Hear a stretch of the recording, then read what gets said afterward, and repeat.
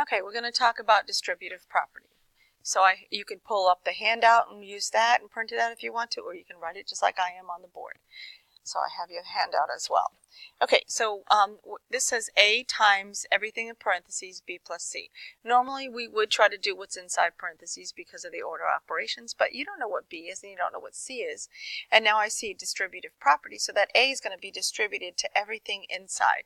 So when I distribute that A times the B, so there's a positive A times a positive B, I get A, B.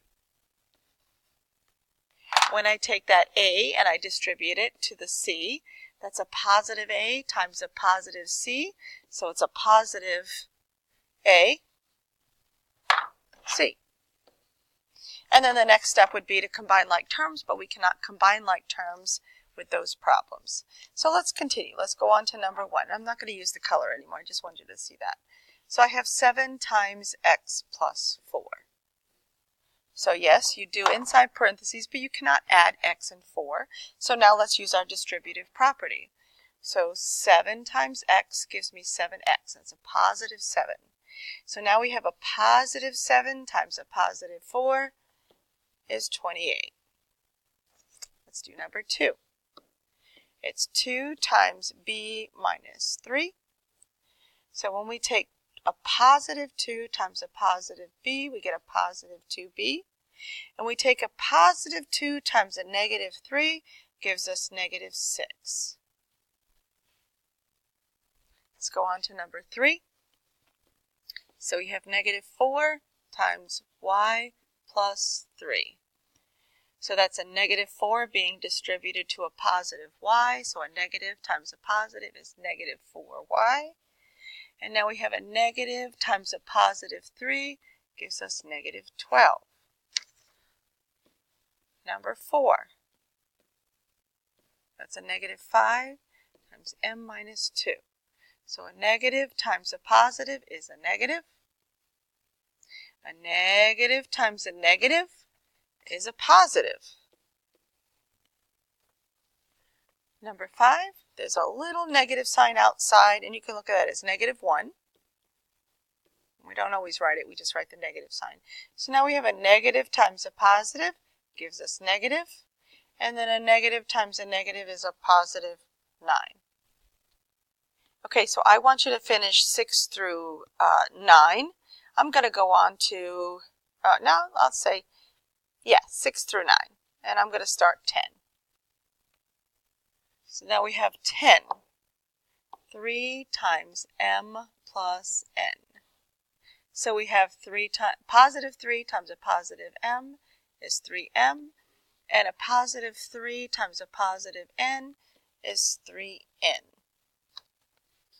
Questions on that one? Ask me in class. Okay, let's look at number 11. We have x times y plus 4. So we have x times y. So really this is a 1x times a 1y gives us 1xy. And then x times a positive 4 is 4x. You do number 12. Let's go on to 13. Let me change the page because the speaker's not reaching here. So 13. We have 6a times b plus 2c. So we have 6a times b. So it's a positive times a positive gives us a positive 6ab. So a positive 6ab times a positive is a positive. 6 times 2 is 12. And then a times c is ac.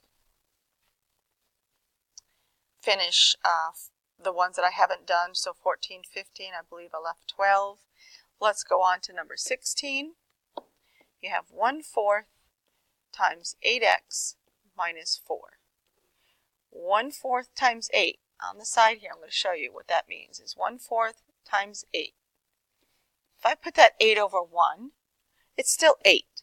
And the rules of fractions is you multiply the numerator, multiply the denominator, and then simplify. That gives you 2.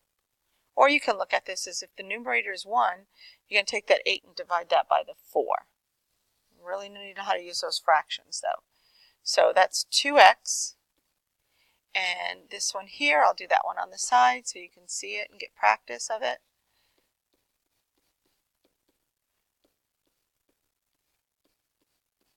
And that gives you a negative 1. So you have 2x minus 1. Okay, finish 17 and 18. Now sorry about that. Now we're going to go on to number 1 on the bottom. That's combining like terms and distributive property. So let's take a look at this one. We have 8 times 2x minus 3 minus 6x. Well, we should be doing inside parentheses first, but we can't do anything in there. Can't combine like terms. So now we have distributive property. So that's the order now. So it's multiplication. So 8 times 2 is 16x. 8 times a negative 3 is negative 24. And now we're going to bring down that negative 6x. It's not completely simplified until you combine your like terms. So now we're going to look for our like terms, and we have 16x and a negative 6. So that would give us 10x minus 24. Now it's simplified. I'm going to do number 2, and the rest is yours. Anything I didn't do is your homework or classwork, whatever we decide to do when we get back.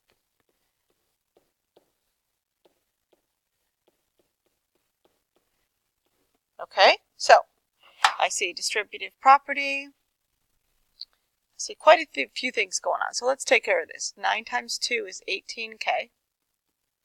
9 times a negative 4 is negative 36. Now this sign in front of that number belongs to that number. You hear me say that. Even though it says minus 2, you're going to distribute a negative 2 to the inside. So that's negative 2 times 7 is negative 14. Don't forget the k. And now that negative 2 gets multiplied by negative 12, which gives us 24. Now we're going to look and see if we can combine any like terms. So we're going to combine this one, sign in front of the number. So this is 18 minus 14 gives us 4. And then let's do this with a circle. We have negative 36 plus 24 gives us negative 12. Okay, finish the rest of this. You can see the fractions. I did the fractions in there.